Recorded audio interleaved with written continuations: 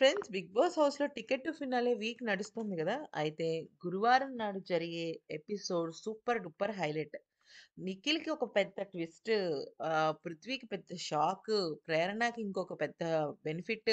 అసలు ఏం జరిగిందనేది గనుక చూసినట్టయితే, మనం ప్రోమోలో చూసినట్టుగా 'వితిక' అండ్ 'పునర్నవి' ఇద్దరు వస్తారనమాట. ఇద్దరు వచ్చినప్పుడు టాస్క్ పెడితే నిఖిల్ ఫస్ట్ టాస్క్ అద్దరగొట్టేస్తాడు. నంబర్ 1 వస్తాడు. దానిలో నో డౌట్.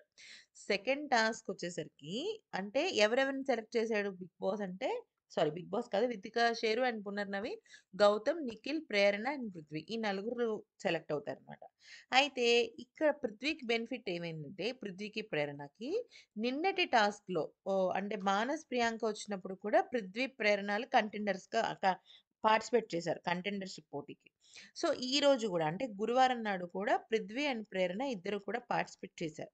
దీనిలో ఏమైందంటే ఒక టాస్క్‌లో నిఖిల్ గెలిస్తే ఇంకొక టాస్క్‌లో నిఖిల్ సెకండొస్తాడు.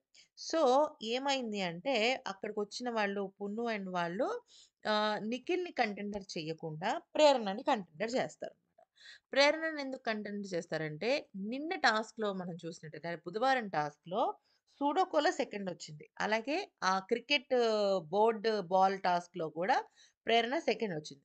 ఇక్కడ గూడా చాలా బాగా ఆడింది కాబట్టి, ఎక్కువ టాస్క్‌లాడి సెకండ్ పొజిషన్ తీసుకుంది కాబట్టి, ప్రేరణని కంటెండర్ చేశారు.